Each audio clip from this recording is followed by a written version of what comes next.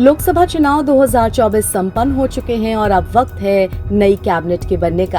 तो नरेंद्र मोदी के शपथ लेने से पहले मोदी कैबिनेट के संभावित मंत्रियों के पास फोन भी पहुंचने लगे हैं। हालांकि अभी तक आधिकारिक रूप से कुछ भी साझा नहीं किया गया है, मगर सूत्रों के हवाले से खबरें आनी शुरू हो गई हैं। खबर है कि बीजेपी नेता पीयूष गोयल, राजनाथ सिंह, आरएलडी नेता जयंत चौधरी, अपना दल की अनुप्रिया पटेल, नितिन गडकरी, ज्योतिरादित्य सिंधिया, जेडीएस नेता कुमारस्वामी, एचएम के जीतन राम मांझी, एलजेपी के चीफ चिराग पासवान और जेडीयू नेता रामनाथ ठाकुर के पास फोन आया है और उन्होंने कैबिनेट की शपथ लेने की बात कही गई है।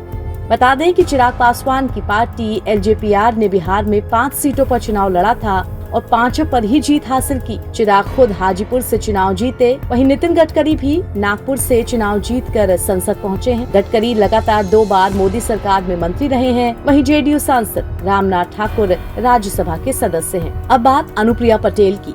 अनुप्रिया पटेल का अपना दल सोनेला, उसने उत्तर प्रदेश में 2 सीटों पर चुनाव लड़ा था, जिसमें से अनुप्रिया पटेल सिर्फ अपनी ही सीट बचा सकी। वहीं जीतन राम मांझी की पार्टी हिंदुस्तान आवाम मोर्चा सेकुलर के खाते में एनडीए की 1 सीट गई थी और इस 1 सीट पर उन्होंने खुद चुनाव लड़ा था और वो जीते भी। वहीं रालोद अध्यक्ष जयंत चौधरी की पार्टी को 2024 के लोकसभा चुनाव में 2 सीटें मिली थी और दोनों ही सीटों पर उनकी पार्टी विजयी रही है।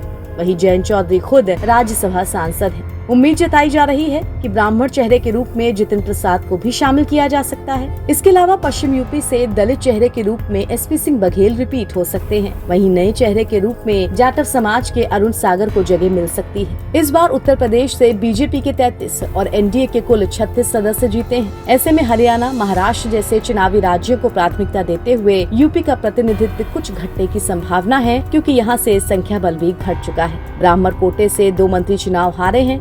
ऐसे में लक्ष्मीकांत वाजपेयी और डॉक्टर दिनेश शर्मा के अलावा डॉक्टर महेश शर्मा की दावेदारी भी शामिल है। लगातार चुनाव जीतने वाले पंकज चौधरी को फिर से रिपीट किया जा सकता है। कुर्मी कोटे से आरपीएन सिंह भी दौड़ में है। वहीं साक्षी महाराज, राजकुमार चाहर, सुरेंद्र नागर, कमलेश पासवान के नाम भी इस दौड़ में बताए जा रहे हैं। इसके अलावा बात अब दक्षिण की, तो टीडीपी के कोटे से भी 2 मंत्री मोदी कैबिनेट में शामिल हो सकते हैं। नरेंद्र मोदी शपथ ग्रहण समारोह से पहले नए मंत्रिपरिषद के सदस्यों के साथ अपने आवास 7 लोक कल्याण मार्ग पर मुलाकात करेंगे। शपथ ग्रहण समारोह के लिए राष्ट्रपति भवन में सभी तैयारियां पूरी कर ली गयी हैं। जब प्रधानमंत्री का शपथ ग्रहण चल रहा होगा, उस वक्त राजधानी दिल्ली और राष्ट्रपति भवन के आसपास सुरक्षा का एक अभेद चक्र बना होगा। अगले 2 दिन भारत की राजधानी नई दिल्ली का इलाका नो फ्लाइंग जोन रहेगा।